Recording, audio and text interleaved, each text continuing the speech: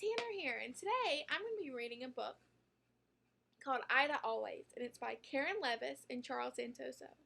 This is one of my favorite books because it's a story about these two polar bears who lived in Central Park Zoo. Central Park Zoo is a zoo in the middle of a huge park in New York City. Even though this book is fiction, it's based on the true friendship that these two polar bears share. Gus lived in a big park in the middle of an even bigger city. Buildings grew around him and shifted the shape of the sky. Zookeepers poked in and out. Visitors came and went.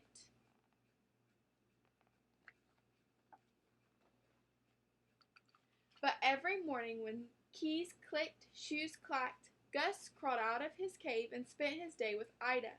Ida was there, always. When Gus tossed the ball, Ida was there to catch it. When Gus splashed water, Ida was there to splash him right back. They chased and raced until school bells rang.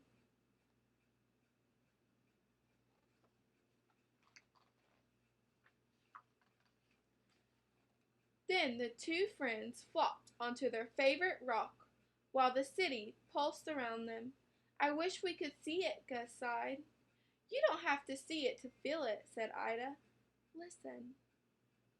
They heard buses groan, trucks rumble, police whistle, taxis honk, pigeons coo, people say, hey, wait, yo, hello, and children laugh. That's the city's heartbeat, said Ida. It's right here with us, always.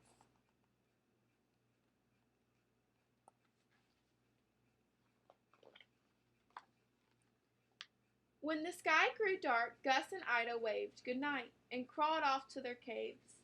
With the subways humming underground, they added their snores to the sound of their city. Every day was always the same, until one morning, when keys clicked and shoes clacked, Gus crawled out.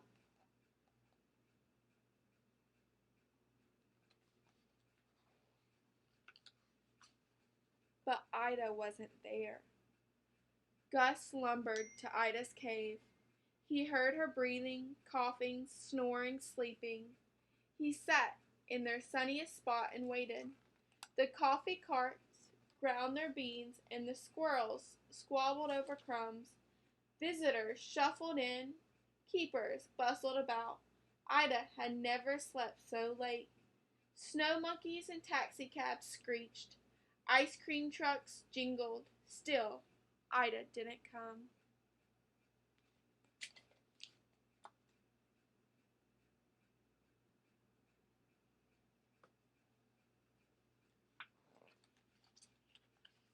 Keeper Sonia came instead. Sonia told Gus that Ida was very sick.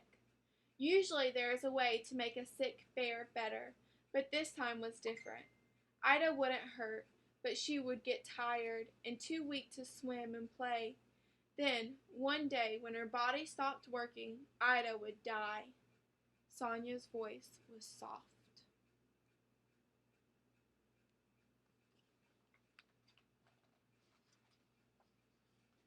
But the words felt rough to Gus. His insides churned, his chin shook, the sky rumbled. Gus rushed to his friend. Don't go, he growled. Don't go, don't go, don't. Ida growled right back. Together they stomped and snarled. Their growls turned into howls so loud they filled up the zoo, rising higher than the skyscrapers, scaring pigeons, surging towards the stars.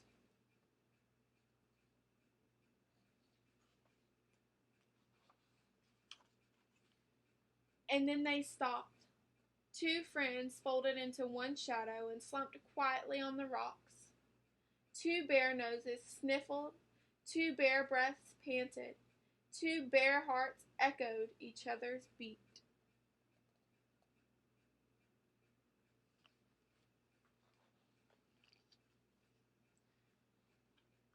A plane roared overhead. Gus and Ida wondered where it was going. They wondered where Ida was going to. They wondered and guessed and imagined as they whispered nose to nose. "Wherever I go," said Ida, "I bet I'll always smell your fishy breath." That made Gus smile. He wasn't sure if he should, but Ida was giggling too. They let their laughs bounce back and forth between them.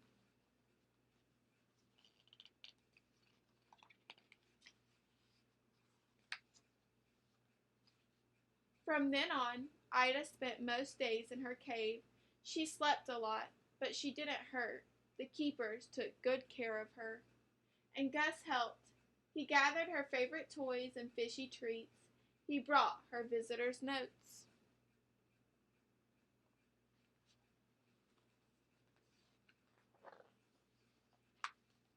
There were growling days and laughing days and days that mixed them up.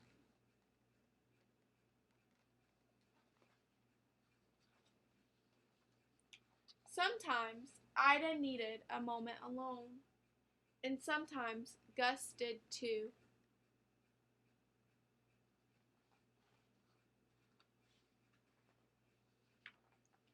But at the end of each day, Gus always told Ida, "I'll miss you."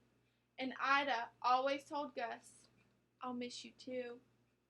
They would cuddle until the sky grew dark and the lamps of the city clicked on.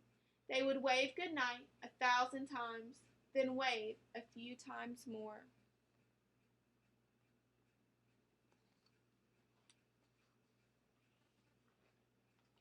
Then, one sunny day, while Gus smoothed her fur, Ida curled into quiet. Her eyes fluttered shut, and they didn't open any more. Gus pressed one last pat into Ida's paw. The papers shared the news. The city cried. For days, the zoo was filled with goodbyes.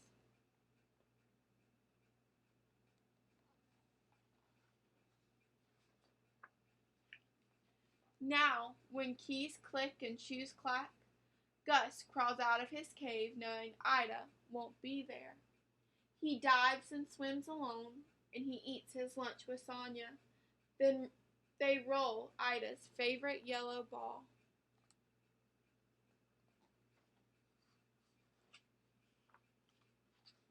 Some days, Gus forgets. He looks for Ida on the rock, in her cave, behind the waterfall. When he remembers she isn't there, he rests in the shadows. But even in the shadows, the sounds of the city reach him. He hears buses groan, trucks rumble, police whistle, taxis honk, pigeons coo, people say, "Hey, wait, yo, hello," and children laugh.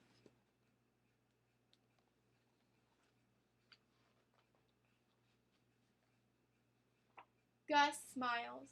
He steps into the spot where Ida liked to soak in the sun. He listens to their city pulsing around him.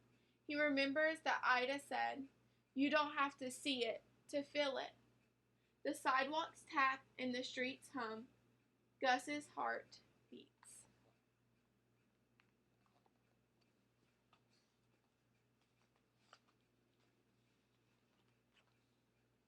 And Ida is right there, always.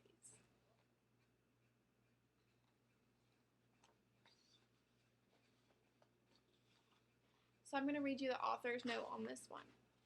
Ida Always is a fictional story inspired by the real pair of polar bears, Ida and Gus, who lived together in New York City's Central Park Zoo. The two bears swam, played, and cuddled together for many years. They were visited by more than 20 million people from all over the world and deeply cared for by their zookeepers.